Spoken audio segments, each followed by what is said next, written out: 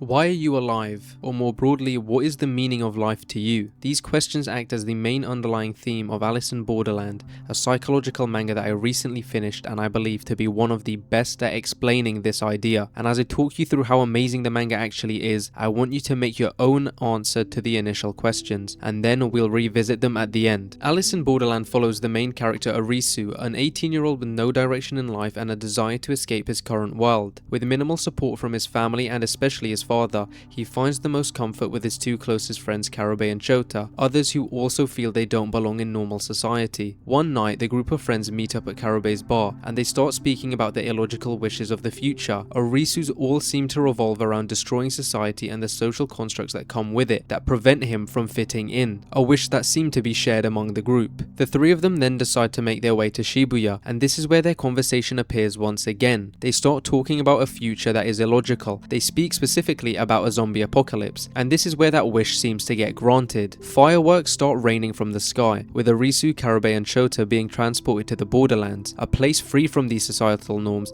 and with illogical rules. In this world, Tokyo seems deserted, with vegetation overgrown and everyone needing visas to survive. These visas are achieved through beating the various games which appear across the Borderlands. Each game has a card depicting the type of game and skill level. The harder the game, the longer you will get for your visa. Spade games relate to physical strength, diamonds relate to intelligence, clubs is teamwork, and hearts is psychological. I think it's safe to say that this was one of my favourite and probably one of the best mangas I've read this year. The art and the character designs are beautiful. It establishes cool settings for the Borderland games and just the Borderlands in general as well. I think the world building is another great aspect of the manga. The writing behind the beach, the game venues and the outer areas is done very well and makes the story feel unique and refreshing. The games themselves don't feel repetitive. They all are very tense and have high stakes. There wasn't one game that I thought was boring and that I wanted to get off of this quickly, including the side stories, and they all expanded into the lore very well. My favourite games had to be the Capture the Flag against Kuma, the Croquet against Mira, and the Six of Diamonds side story with Chishiya. Those three side characters that I mentioned are also my favourites within the whole manga. Kuma and Mira have practically the same outlook and answer to the main question of life, and what I like about them is specifically their philosophies and how they act within the Borderlands, but I'll get onto that later. At their core, I believe they are very good characters though. Then we have Chishiya. He presents a nihilistic appearance throughout the manga, with a desire to try and live a decent life at the end. This conclusion from Chishiya portrays a personal evaluation on the meaning of life. He didn't see the reason in anything before the Borderlands. He was a medical student who never experienced love or attention, which in turn may be why he lived life with minimal care for others and himself. But now, to want to live a decent life would mean that he would have had to process and understand what it actually means to live a decent life, and thus came to the conclusion of why he will be alive from now on. And now of course I have to speak about Arisu. He is an amazing main character who symbolizes individual growth and acceptance beautifully. Arisu lacked confidence. He desired answers that he was too blind to see. He was selfish in his actions, but throughout the whole manga he confronts all of his issues and becomes someone who can now accept to be alive. This is genuinely an amazing manga, and if you haven't read it, I highly recommend you go and read it. And from this point onwards, I'm going to be speaking about spoilers, so it's up to you if you want to continue. But you can skip to the time on screen right now and we'll speak about the answers to the initial question. Chapter 1 lays the groundwork to the main theme of the manga brilliantly. It emphasizes being alive from the very start. Karube's introduction to Arisu involves him recognizing Arisu on the ground getting roughed up. Karube then involves himself and attacks the assailants, later asking Arisu if it makes him feel alive. I think that Karube is a strong part in the founding of the manga's core focus and definitely a central pillar which begins the development of Arisu's reason for being alive. The rabbit that appears on page 42 also feels like a foreshadowing of the conclusion and the explanation of the Borderlands. It doesn't take a genius to realize that Alice in Borderland is a play-on of Alice in Wonderland, and I feel like there are quite a few similarities despite not being completely the same. For example, in Alice in Wonderland, the rabbit is the person who lures Alice down into Wonderland and essentially causes everything and starts everything. In Borderland, the rabbit appears right when the characters are speaking about whether or not they are actually dead or just dreaming. I feel like the rabbit's appearance here is depicting that they are in a dreamlike state close to the afterlife like they theorized. Just like how the rabbit in Wonderland was the reason Alice was in Wonderland, the rabbit in the Borderlands is meant to demonstrate that the players are in Borderland because they did almost die. Let me know if that makes sense or if this is just complete waffle and a far stretch, but I just thought maybe that could be a cool little unique detail. Alice in Borderland doesn't actually explicitly explain the nature of the Borderlands, where it came from or why it exists, but it gives us enough information to create our own interpretation. question. To me, the Borderlands represents a limbo zone between life and death. The inclusion of the Sanzu River in the manga kind of strengthens this idea in my opinion. The Sanzu River is a Japanese mythological river in Buddhist tradition, which represents the boundary between the living world and the afterlife. Souls must cross it on the 7th day after their death to reach judgment, and the path they take depends on the life they lived. And so I feel like the Sanzu River can naturally become associated with the reflecting of one's actions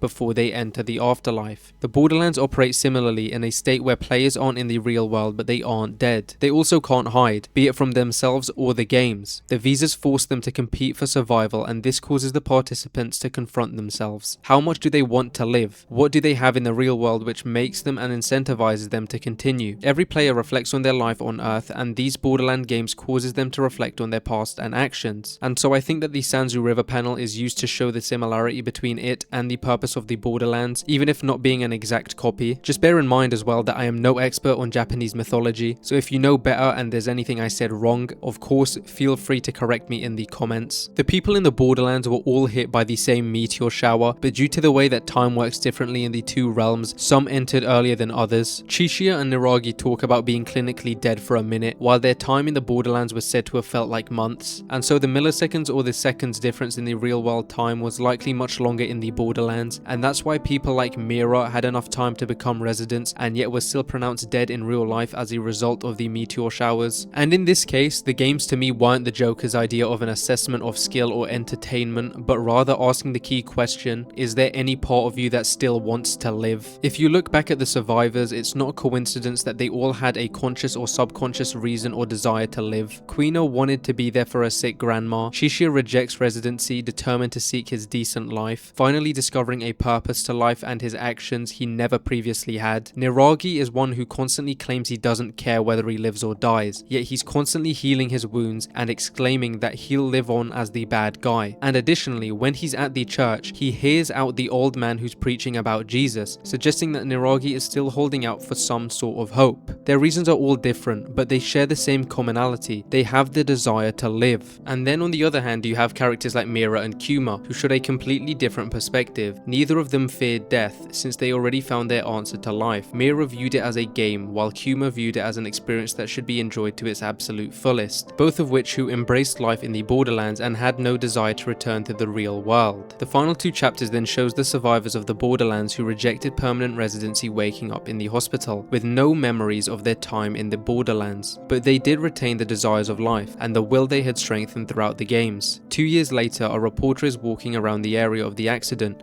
and asking civilians the same question: why are you alive? Initially there weren't really any answers, but then people started warming up to it, each sharing different reasons, with Arisu appearing as the last interviewee. There is no one objectively correct answer which applies to us all, but rather the answer is one that should be self-defined by each of us, and just like Arisu, I'm not going to tell you my answer, because the point isn't to leave and be influenced by someone else's meaning in life. It's to discover our own, and that can take time to truly understand. Whether it be for family, friends, wealth, joy, or the hope that tomorrow will be a better day, the answer has to come from you. Life doesn't need one universal meaning. Many of us take our lives for granted, but we need to work on realizing how fortunate some of us really are. Whatever your answer is to why you are alive, don't let anyone choose the reason for you. Find your own reason and live life to the fullest in a way that will bring you the most joy.